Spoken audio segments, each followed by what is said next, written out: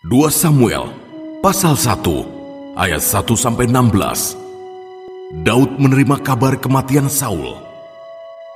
Setelah Saul mati dan ketika Daud kembali sesudah memukul kalah orang Amalek dan tinggal 2 hari di Ziklag, maka datanglah pada hari ketiga seorang dari tentara dari pihak Saul dengan pakaian terkoyak-koyak dan tanah di atas kepala. Ketika ia sampai kepada Daud, sujudlah ia ke tanah dan menyembah. Bertanyalah Daud kepadanya, "Dari manakah engkau?" Jawabnya kepadanya, "Aku lolos dari tentara Israel." Bertanyalah pula Daud kepadanya, "Apakah yang terjadi? Coba ceritakan kepadaku." Jawabnya, "Rakyat telah melarikan diri dari pertempuran. Bukan saja banyak dari rakyat yang gugur dan mati, tetapi Saul dan Yonatan, anaknya, juga sudah mati." Lalu Daud berkata kepada orang muda yang membawa kabar kepadanya itu, "Bagaimana kau ketahui bahwa Saul dan Yonatan anaknya sudah mati?" Orang muda yang membawa kabar kepadanya itu berkata, "Kebetulan aku ada di pegunungan Gilboa." Maka tampaklah Saul bertelekan pada tombaknya, sedang kereta-kereta dan orang-orang berkuda mengejarnya. Ketika menoleh ke belakang, ia melihat aku, lalu memanggil aku, dan aku berkata, "Ya Tuanku." Ia bertanya kepadaku, "Siapakah engkau?" Jawabku kepadanya, "Aku seorang Amalek." Lalu katanya kepadaku, "Datanglah kemari dan bunuhlah aku, sebab kekejangan telah menyerang aku, tetapi aku masih bernyawa." Aku datang ke dekatnya dan membunuh dia, sebab aku tahu ia tidak dapat hidup terus setelah jatuh. Aku mengambil jejamang yang ada di kepalanya dan gelang yang ada pada lengannya, dan inilah dia aku bawa kepada tuanku. Lalu Daud memegang pakaiannya dan mengoyakkannya, dan semua orang yang bersama-sama dengan dia berbuat demikian juga.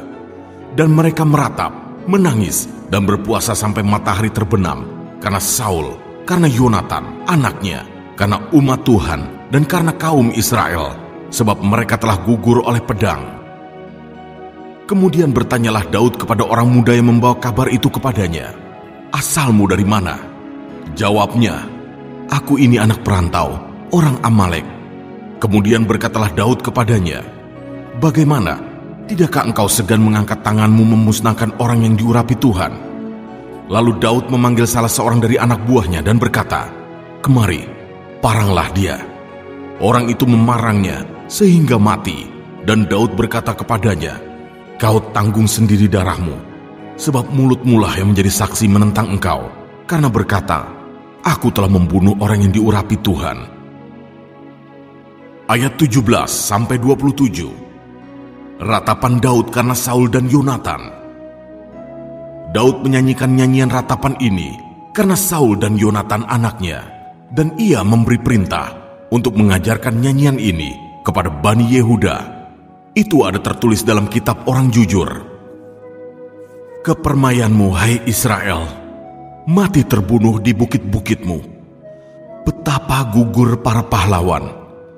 Janganlah kabarkan itu di Gat, janganlah beritakan itu di lorong-lorong Askelon, supaya jangan bersukacita anak-anak perempuan orang Filistin, supaya jangan beria-ria anak-anak perempuan orang-orang yang tidak bersunat.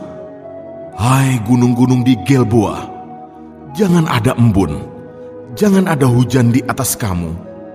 Hai padang-padang pembawa kematian, sebab di sanalah perisai para pahlawan dilumuri, perisai Saul yang tidak diurapi dengan minyak, tanpa darah orang-orang yang mati terbunuh, dan tanpa lemak para pahlawan panah Yonatan tidak pernah berpaling pulang, dan pedang Saul tidak kembali dengan hampa. Saul dan Yonatan, orang-orang yang dicintai dan yang ramah, dalam hidup dan matinya tidak terpisah.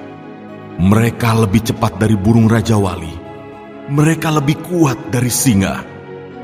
Hai anak-anak perempuan Israel, menangislah karena Saul yang mendandani kamu dengan pakaian mewah dari kain kirmisi, yang menyematkan perhiasan emas pada pakaianmu. Betapa gugur pahlawan di tengah-tengah pertempuran. Yonatan mati terbunuh di bukit-bukitmu. Merasa susah aku karena engkau, saudaraku Yonatan. Engkau sangat ramah kepadaku. Bagiku cintamu lebih ajaib daripada cinta perempuan.